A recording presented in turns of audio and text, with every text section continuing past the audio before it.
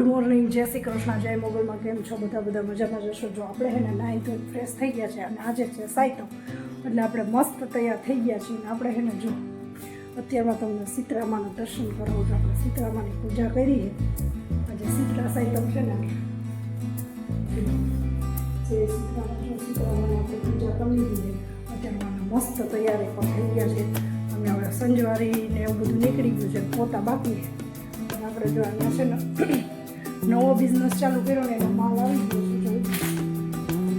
નવો બિઝનેસ ચાલુ કર્યો એનો માલ આપણે લઈ આવ્યા છીએ. હવે આપણે હે ને હમણાં કસ્ટમર આવશે એટલે એમાં આપણે લાગવાનું છે. એટલે આપણે ઘણું બધું કામ બાકી છે, કપડાં ને બધું મશીનમાં કપડાં નાખવા આ તે બધું બાકી છે. તો ચાલો બાય બાય, પછી મળશું. આપણે લડીશું. શહીદોના અરમાનો હતા, શહીદોના દેશની અંદર બલિદાનો આપ્યા છે.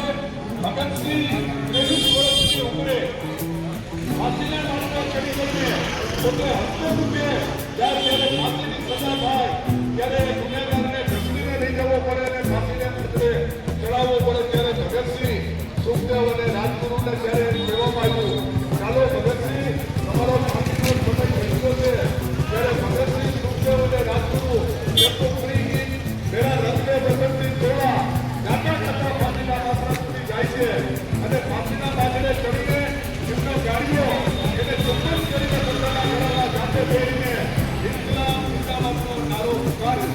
ત્યારે હાજર રહેલા સર્વે અંગ્રેજના પોલીસ અધિકારીઓ દોડતા જેમની શહીદોની આંખોમાં આંસુ આવી જાય છે કે દુનિયામાં ઘણા બધાને બલિદાન આપતા જોયા છે, પણ ભગતસિંહ, સુખદેવ અને રાજગુરુનું બલિદાન એ તો જેને કહેવાય શહીદે.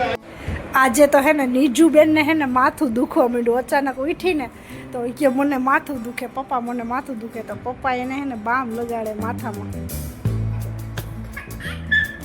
અનિરુદ્ધ કહી ગયો કે એને શું કામ લગાડો? એ તો મને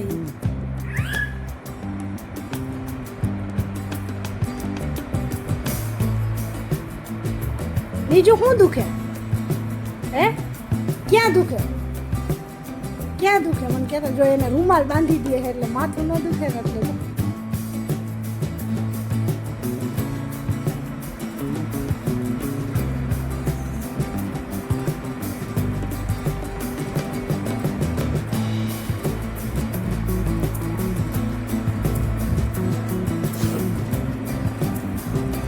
બીજું ક્યાં દુખે?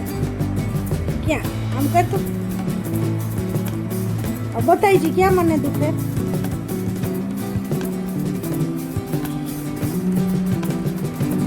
ક્યાં દુખે? માથું દુખે? બહુ દુખે હે? દવા લેવી? હે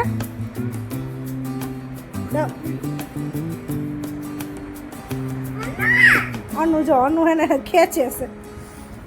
બીજું બેન ભૂઈ જાય, તમને બીમાર છું ને. અનિરુદ્ધભાઈ, અનુ મજામાં? મજામાં ને? ક્યાં બામ બતાવતો? ક્યાં? હા તાર લગાડવી હે? તાર પપ્પાને ક્યાં લગાડવી?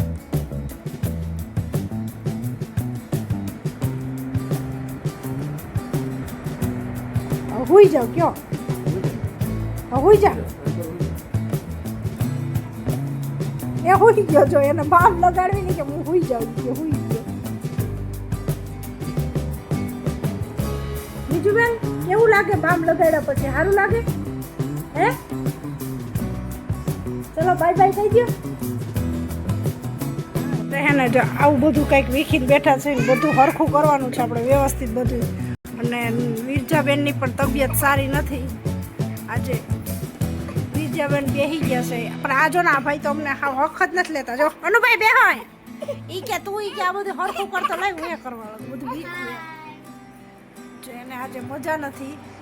અને અનુભાઈ છે ને નીજુ તો જ આમ હલવાની ઘરની હાલત તો છોકરાએ કંઈક આવી કરી છે. જો જોઈ કે જુઓ કે મેં બંગડી પહેરી લે ત્યાં તો નાચવાનું ચાલુ થઈ ગયું.